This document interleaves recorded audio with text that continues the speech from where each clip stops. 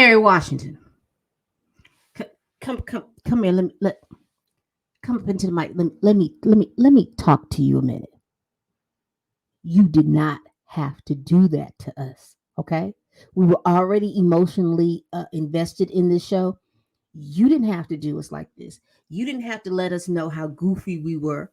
You didn't have to throw it in our faces.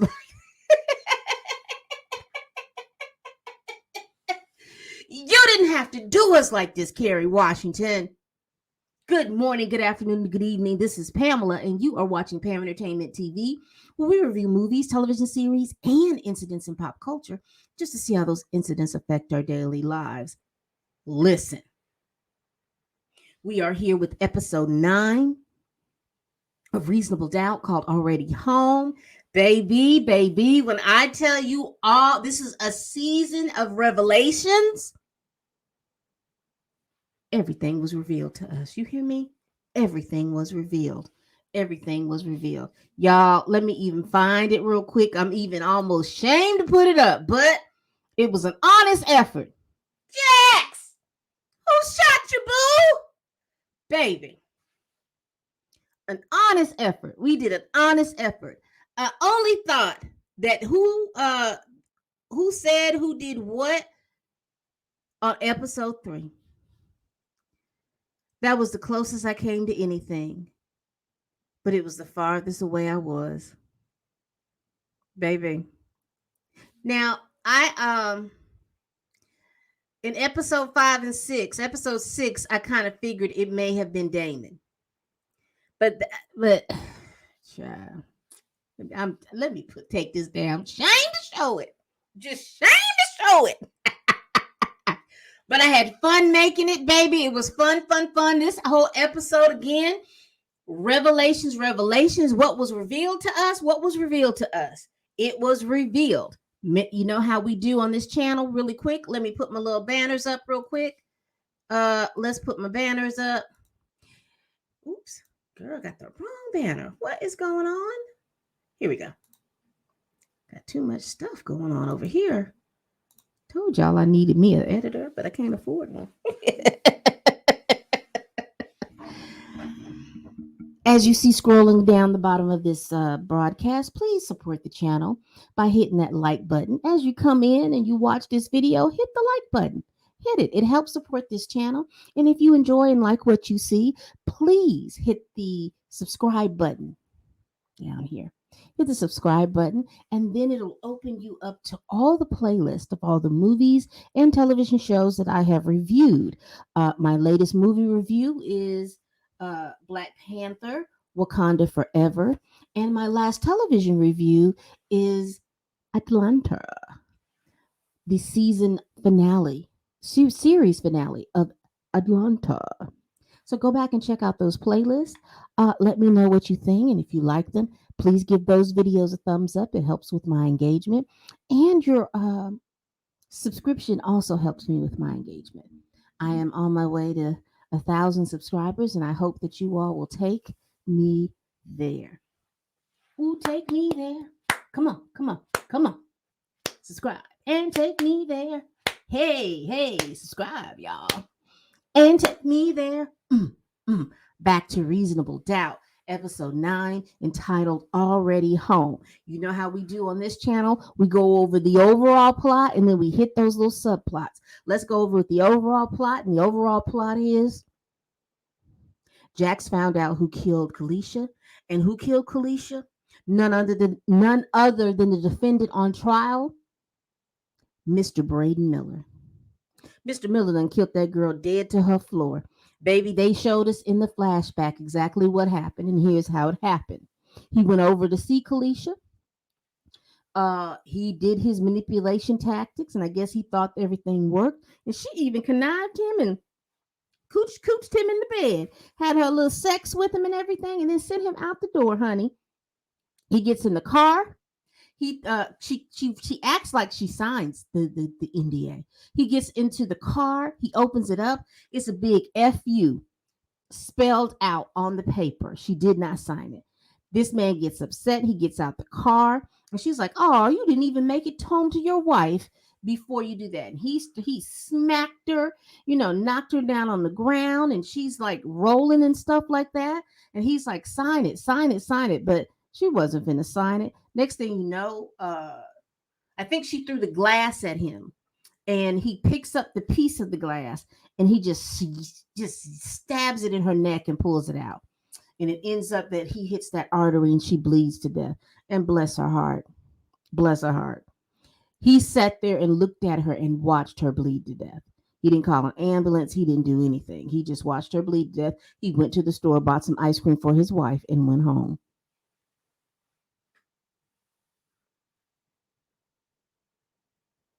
A mess, a mess. I don't know. My pearls are in there because I at one point I threw them pearls, honey. I was clutching them visible pearls that I have because I was like, this fool killed this woman. And then what happens is that Jax confronts him about it. And then he's looking like, oh, I don't know what you're talking about. Y'all are just doing anything.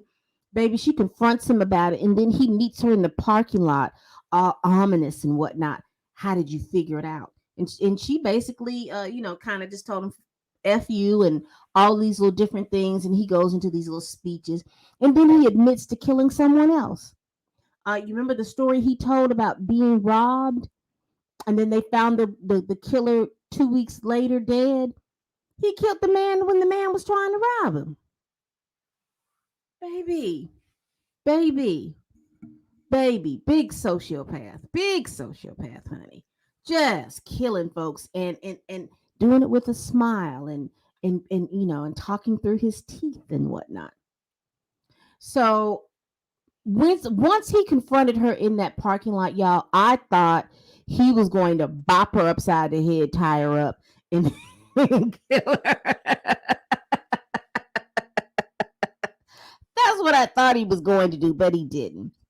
Well, uh, the jury comes back because you do.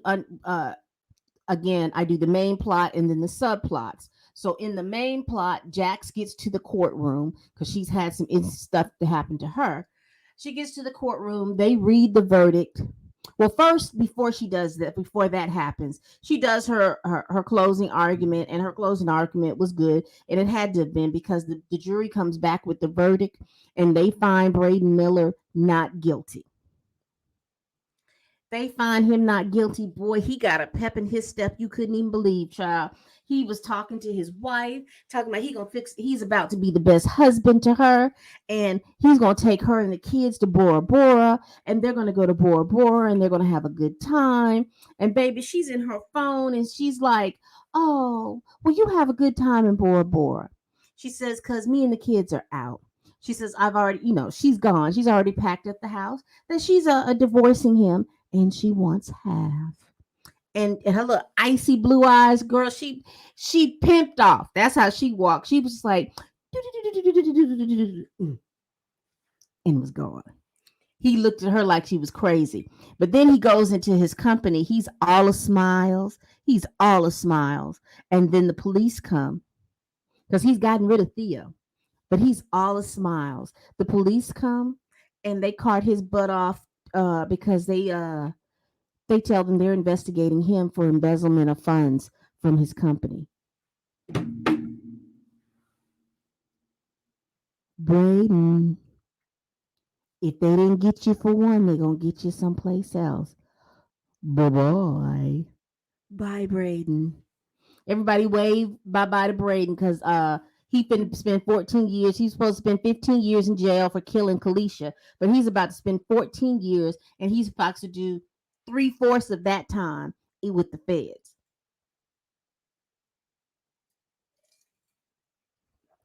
Excuse me. So that is the main plot. Braden got off for murder, but he is probably on the hook for embezzlement. And what makes it so bad is that he didn't even do that. That was Theo. Theo was the one that embezzled the money. So Theo got that money, plus whatever severance pay that he got from being let go from clout. And he's probably, if there's a sale or anything like that, he's probably going to profit while Braden goes to jail. Let's continue on. Let's continue on. Let's continue on to the subplots. First subplot is that we come to the funeral of Paul. Paul is dead. And Mama Lou is having a hard time because Paul is dead, and that was her husband, and she loved him, and she hated that he went on to glory and everything like that. Jax is trying to talk to Lewis. Lewis is not really trying to talk to her. They've talked to the kids about the death, and so they're still being good parents. You remember I told you I enjoyed their parenting because they allow the kids to be expressive with their emotions instead of telling them to sit down and shut up and go sit down and shut up and don't nobody want to talk to you, stuff like that. You being a little punk, you being too needy, da da da da da, just because you don't have the, just because some parents don't have the bandwidth to parent. So I appreciate their parenting. Jax tells her girls that, her and Lewis are doing well in parenting, but they're not doing good in their relationship. Jax invites her mother to stay with her that night right after the funeral because she was saying, she didn't want her to be alone or lonely, but she did confront her mother about the fact that Paul groomed her. And so her mother was like, well, I protected you from your father because, your father was a heroin addict. And Jax explained to her, listen, but you didn't protect me from Paul. Even when I tried to talk with you about something wasn't right or anything like that, you didn't protect me from Paul. And she was like, well, Paul was drunk. She says, you have excuses for Paul, but you have you had no excuses for my dad, but you got plenty excuses for Paul. And she basically told her it didn't matter if Jax told her mother, it didn't matter if Paul was sober or he was drunk. He still made advances to her. And you know how her mother was like, oh, I don't want you to think. She says, I am not blaming you. What I am trying to explain to you is that this happened and you can no longer, basically what I want to say, you can no longer gaslight me to make me believe that what happened to me didn't happen to me. I am not saying that you pushed it on. I am not saying that that you didn't do what you needed to do, because Mama Lou did do what she needed to do.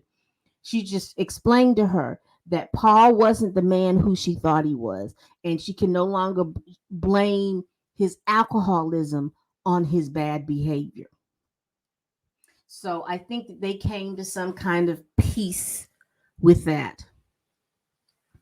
Then Jax calls to meet with Damon, and she talks to Damon, and she says, she breaks up with him. She says, I didn't think it was fair of me to lead you on the way I did, basically, and I apologize. And you know how he was just very Mr. Calm, cool, and collected.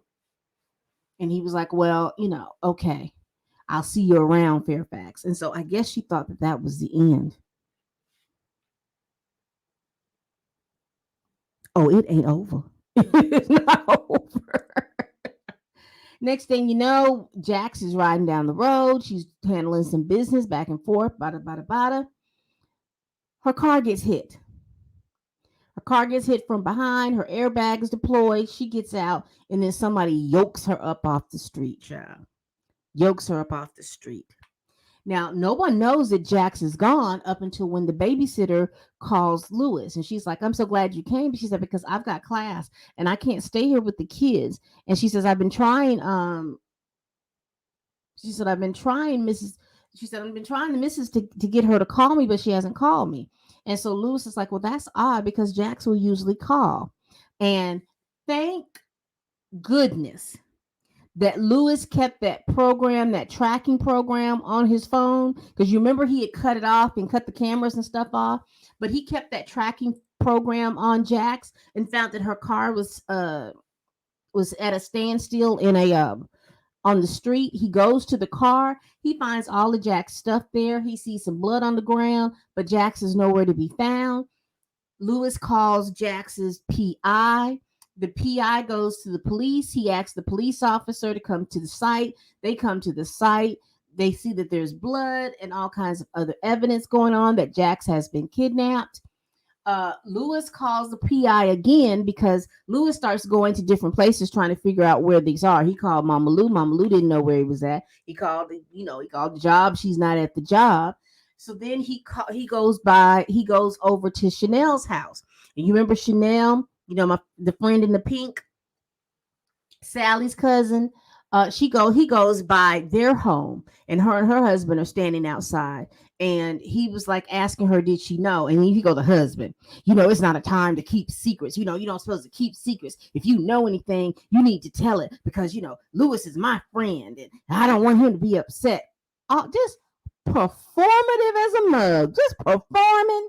So she ends up telling Lewis that the guy's name is Damon. He goes over to the garage, and how about how calm, cool, and collected he was, knowing he had Jax in the damn bag? I'm so sorry. Woo!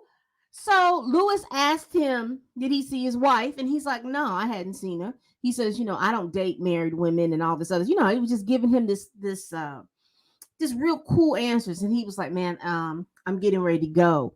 I've got to go. Now, prior to that, I do want to point out is that CJ fired Damon because he told Damon he was unreliable and that he allowed this woman to get between them. And because Damon was crying about, Jax broke up with me. He says, I don't know why you thought that I would be upset because you shouldn't have been bothered in the first place. She didn't want you like that anyway. You risked your whole life to be with this woman and she didn't want you. I'm supposed to be family and you weren't even looking out for me. And so he kicked Damon out. So I guess Damon said he didn't have nothing to lose. So Lewis calls, the PI and the police are surrounding the car. They're getting evidence, all of this stuff. And Lewis calls the PI again, the private investigator that works for the firm. And he tells him, he says, look, I'm over here with Damon. And now Damon explained to me that he was getting ready to leave, but he hasn't left. And I'm afraid that, maybe Jax is in there or something like that. Could you send somebody over? So they do send somebody over. And yes, honey, it is Jax. I mean, not Jax, but yes, it is Damon who kidnapped Jax.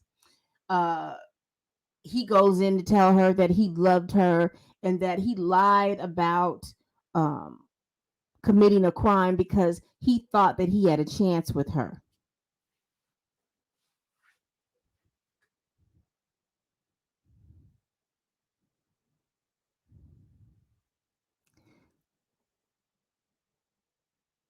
I, I'm silent with this awkward silence for a reason. I was dumbfounded when I heard what he was telling her. He spent 16 years in prison, hoping that he could get out and be with Jax. And Jax made it no better by allowing him to have that hope, by having sex and having a relationship with him. You remember I told you Jax is smart, but she makes some bad decisions. That was a bad decision, and the chickens came home to roost. And Damon, I just think he was going to keep her. I figured that he had. I figured he was trying to find a place that he could go to, that he could keep her there, and he was going to keep her. And they were going to be in this relationship that he decided that they were going to be in the relationship. But Lewis's hunch paid off. The police came. Damon knew he was surrounded, and he unalived himself. So they get Jax. Jax gets checked out. She goes home. And I was so glad that her and Lewis had a conversation. And I was glad to hear that she softened up and told Lewis about Paul.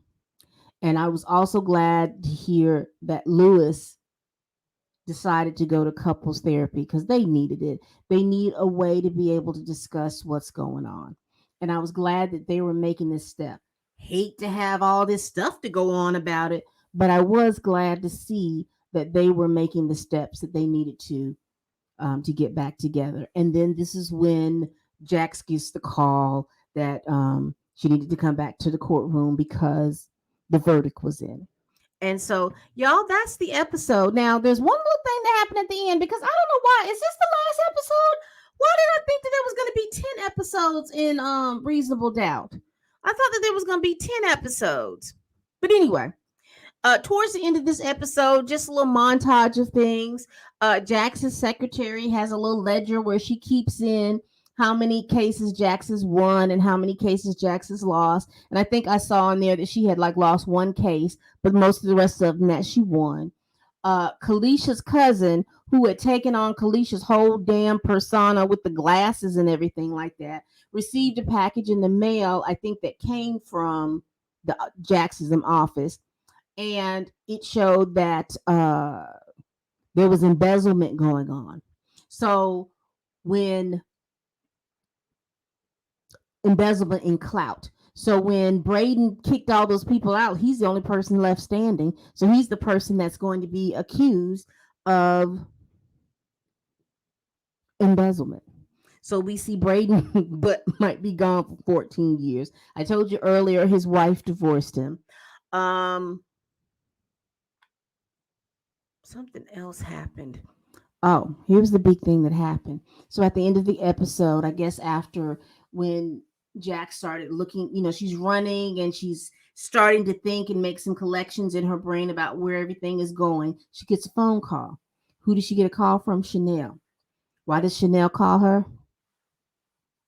Chanel got this big old bruise on the side of her face, and her husband is dead on the ground, honey. And she called who? She called Jack. So that's how the episode ended. Now, I thought we had one more episode. So is episode 9 is the last episode? I'm not sure. I mean, I'll look it up again, but I didn't realize that we had this was going to be the last episode. Let me see. Please like, comment, and subscribe. Again, help me with the subscriptions because they help me with my engagement. I'm going to look real quick.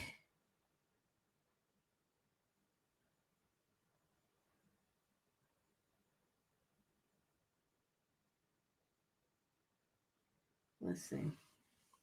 So it's 9 episodes?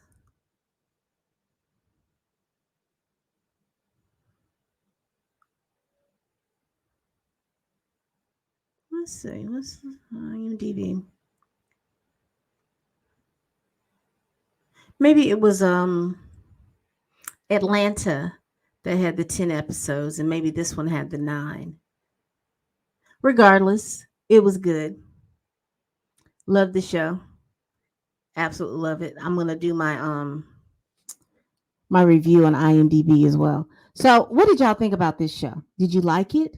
Did you enjoy it? If this is the last episode, this is how I'll leave it. If it's not, we'll come back and see what happens to Chanel, and does she get charged for killing her husband or not?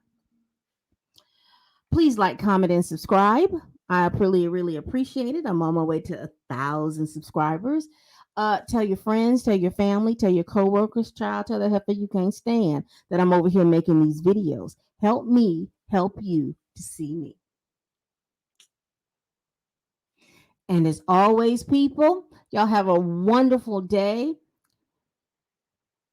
And bye bye.